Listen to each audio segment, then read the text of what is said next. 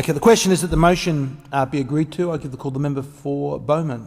Deputy Speaker, both sides of this chamber value childcare and the $28.5 billion that we spend every 4 years on it.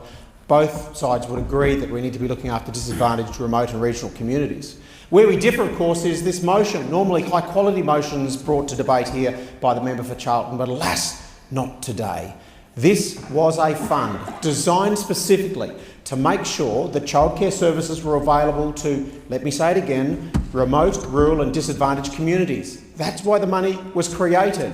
If we didn't have a problem with maldistribution, Deputy Speaker, we wouldn't need the Community Support Fund. That's its job. What we know is that, in the end, large numbers of areas in Australia that don't have a disadvantaged regional or remote population were accessing these funds. At some point, Deputy Speaker, you need a certain amount of ability to target resources, and that simply wasn't happening.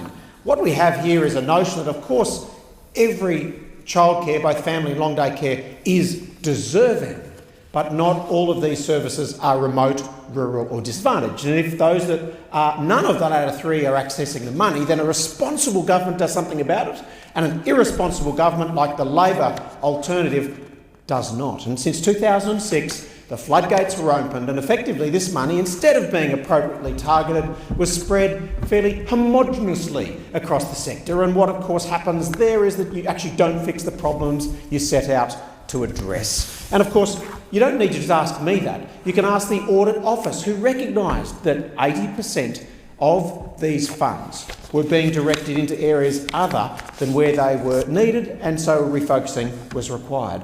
I mean, don't even ask the Audit Office. Let's look at the name of the program. The name of the program is the Community Support.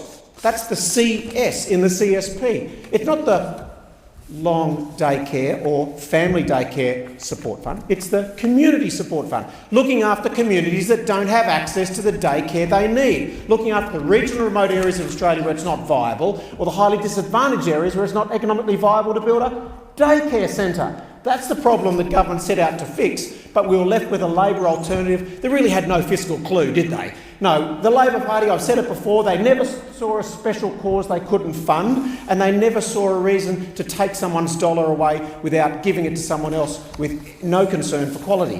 What we had in the 6 years of Labor government, effectively, was a complete focus on the cash and no focus on the quality. So as long as the money was being taken from someone and given to somewhere else, it really didn't matter if any problems were fixed or not.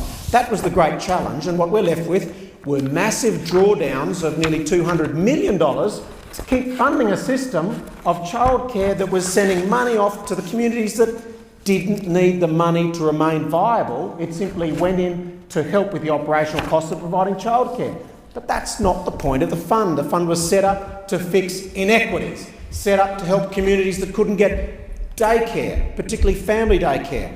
And in the end, with 80%, and the bell is tolled here in the motion from this opposition member that up to 80% of these services stand to lose, whatever that means. Well, how on earth can 80% of the services be at threat of non-viability? How can 80% of the services all be disadvantaged, remote or regional? It's a preposterous case, and it just shows that the program, as the Audit Office indicated, was poorly directed and not doing the job it was designed to do. Now let's remember, we are taking over from the Labor government that allowed childcare costs to skyrocket 53% over the 6 years that they were in power. They promised us 222 childcare centres to end that double drop-off, but barely built a dozen, probably due to simply the weakness of will of the minister. And then lastly, of course, we saw $3,500 per child increase in costs for families. As I said, they lost control of the agenda and simply started funneling the money out for no good purpose. Look,